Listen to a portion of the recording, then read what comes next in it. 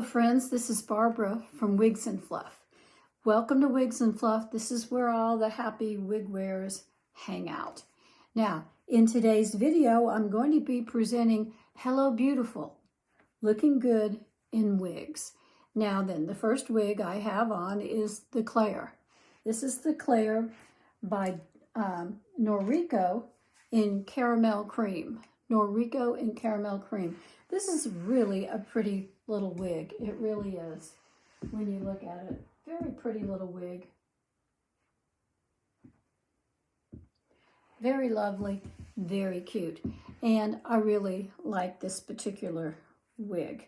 So I have like 10 tips for you in wearing wigs to help you keep looking beautiful in your wigs so that no one would even know you were wearing a wig.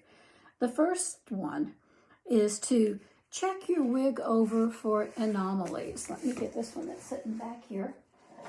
It's just really handy. And this one is the jewels. So when you get it, check it over for anomalies. What is going on with this wig? Does it look right? Does it comb right? Do you see anything that's weird? Always keep the tag attached until you know for sure you want to keep it, because manufacturers are real funny about their little tags. So anyways, it isn't as if they couldn't reattach it, but anyways.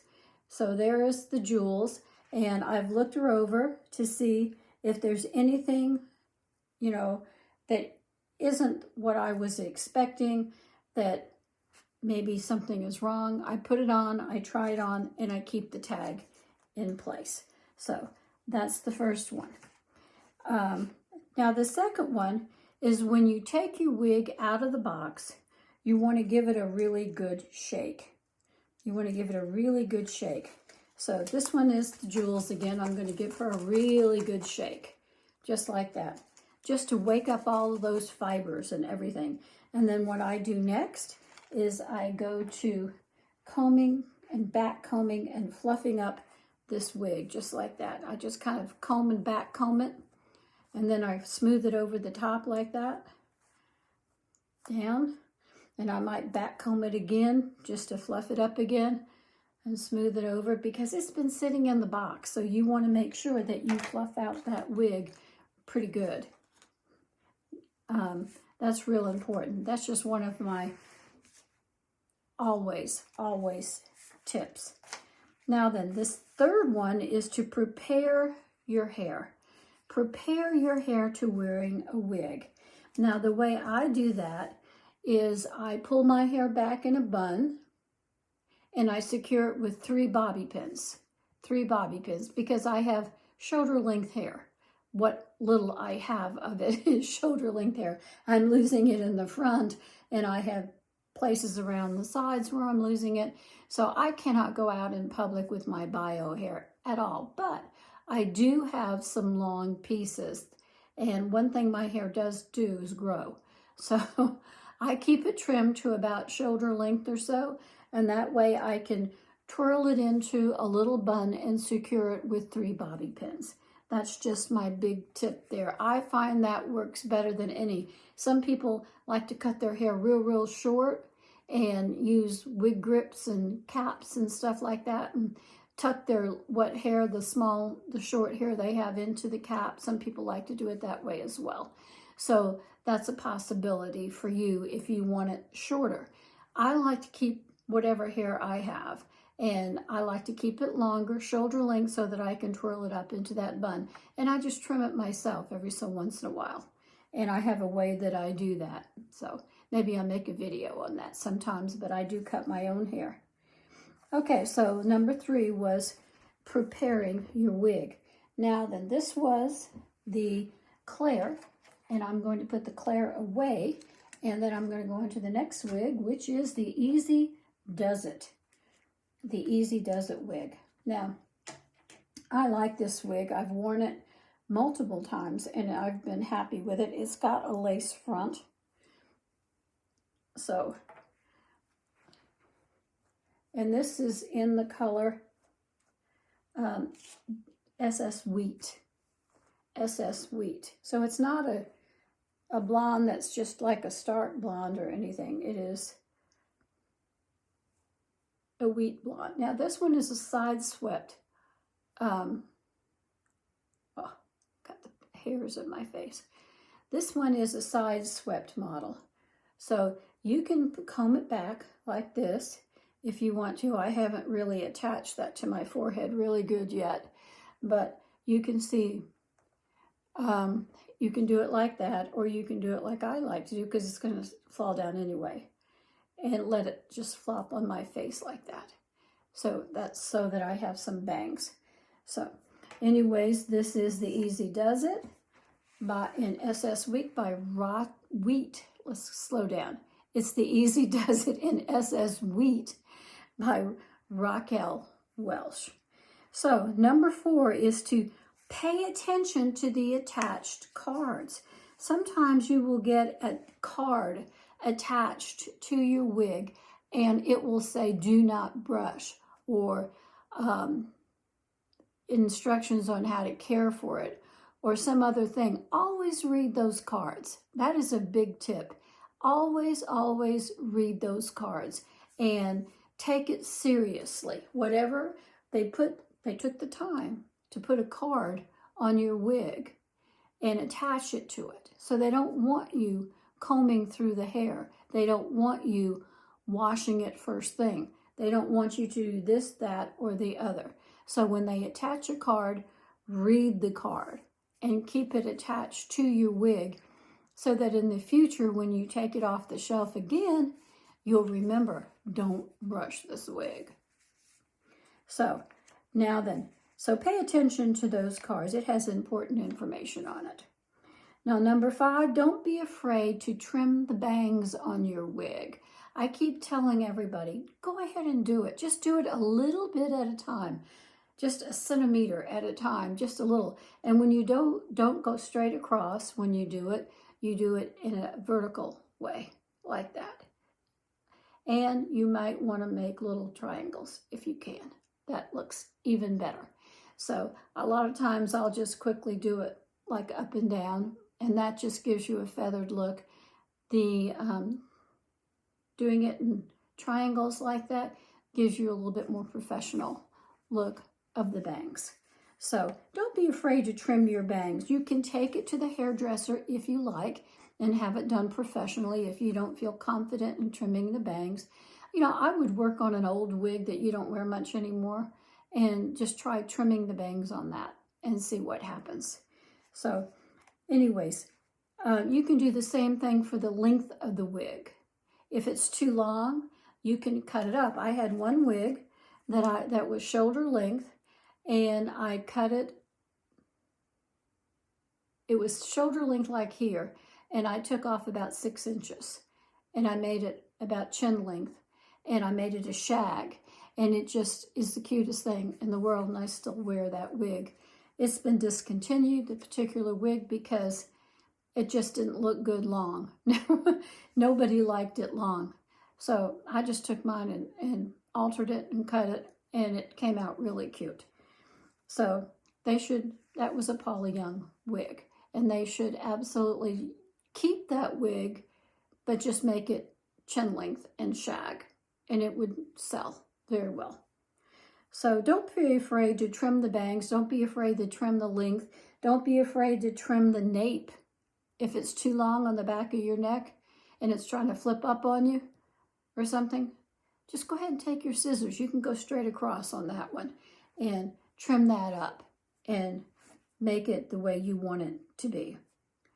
So just be careful and trim only a little bit at a time. That's real important. Look at all the different colors when you go shopping for a new wig. What I find is in the little stock picture that you have, like on Amazon, and you open up that stock picture, you're going to see a whole bunch of different colors. Go through each and every one of those colors and check the price. That's a tip.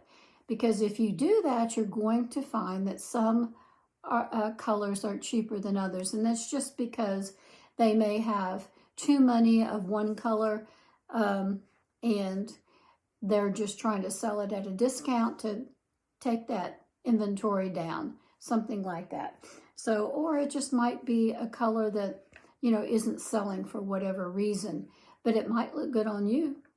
So think about it and go through all the colors. You don't have to wear the same color all the time. You just need to get that thought out of your head. You can have multiple different colors, and it's a lot of fun to do. It really is. If you go to work and you're working every single day, perhaps then you might want the same color wig all the time, just to keep people from making observations. Wow, you look different. Change the color of your hair, things like that. So in that particular case, you may want to get the same color every single time, but you know, you'll need multiple wigs. You can't just have one wig and wear it every single day and expect that to work. It won't. You'll wear the wig out way too quickly, and then you'll be frustrated. So you need about 10 wigs, 10, 12 wigs at least in your wig closet. Even if you want the same one, get 10 of them. Build up your wig closet. You don't have to do it all at once, but build it up, and so that you have a choice. You don't have to wear the same one every day, and that keeps you from washing your wig and wearing it out, because the minute you start washing it, it starts degrading. That's just it. It doesn't hurt it to wash it, but it will start the degrading process.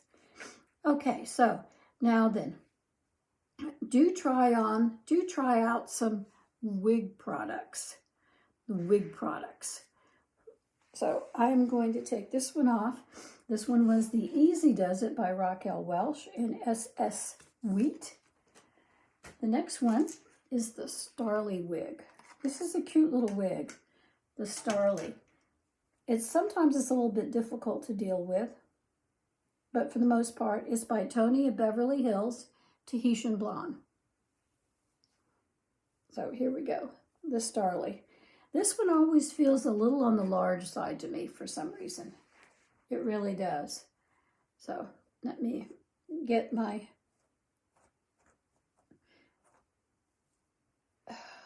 just as cute as she can be.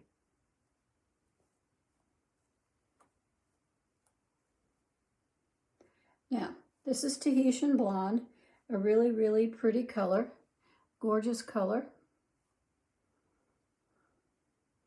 And I really like this particular wig. Now then, this is one that you could use a little,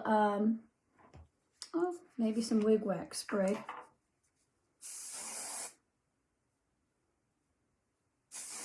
Just to piece it out a little bit. Or you could use some sea salt spray. Or you could get the John Renault Piece Out Cream. That works well too. So there you see that I have sort of pieced it out the best I can. Looks really cute. It's an adorable, adorable wig. Now then, moving on. Do try out wig products like wig wax spray, sea salt spray, John Renault's Piece Out Cream, and some of the others. They do work. They help you with specific problems.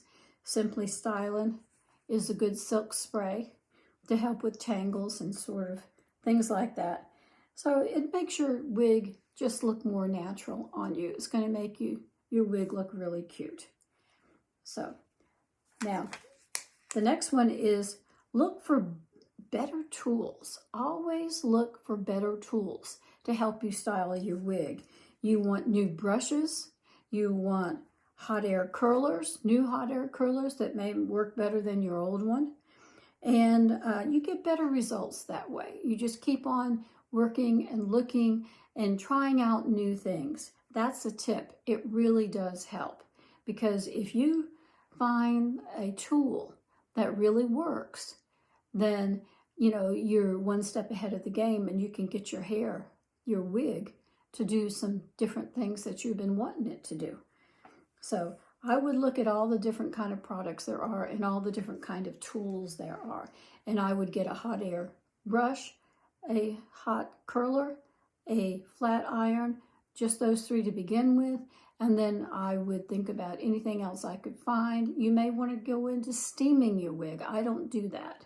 I don't steam my wigs, but you might want to try that. They have some steamers out there. So try a lot of different products and see what it does with your wig. So, all right, I'm going to go to the next one. This was the Starly in Tahitian Blonde. And the last one is my FEMME Flirty, which I love. I love my FEMME Flirty. It's in the color Caramel. And it's by Eva Gabor. It's an Eva Gabor wig. And it always, always looks good. This FEMME Flirty wig always, always looks good. Look how pretty she goes. Look how pretty she is. This would be great in an office. If you are working in an office somewhere, this would be a great wig to wear because it's always going to look good. It's not going to get in your face. And when you go to the ladies' room, midday, it's still going to look good. It's still going to look the same. So that's just a little tip right there. This one here is a great one. Now then, going on. Use Hobby Lobby tags. Now I have those tags. I usually keep them right here in this drawer. Here's one. These little tags like this. Use those and put them, clip them to your wig, put a string on them, whatever, and write down on those tags whether or not your wig is heat friendly, whether or not it's lace front, or whether or not it's monofilament. All the kinds of things that you may want to know. In fact, just put it all on the tag and it will be a help and a good reference for you. And on the back, I always write the color and I look up the color and I always write what it says about the color. For instance, medium blonde with red gold highlights, something like that. So I just continue to keep up with that all the time. And it's especially helpful when you pull it off, pull it out of your wig closet, pull it out of the box, pull it off the little shelves that you might have like me. And it's especially helpful to see what's going on with that wig. Now there's one more tip. Try out your new wig in some place where you don't normally go. Just try it out there. I always tell new wig wearers to do this. When you're just first starting out with a wig, you may be shy and you may feel like, well, everybody's looking at me, everybody's staring at me because I'm wearing a wig. No, they're not. They don't even know. But you need to take yourself to a place where you don't normally shop.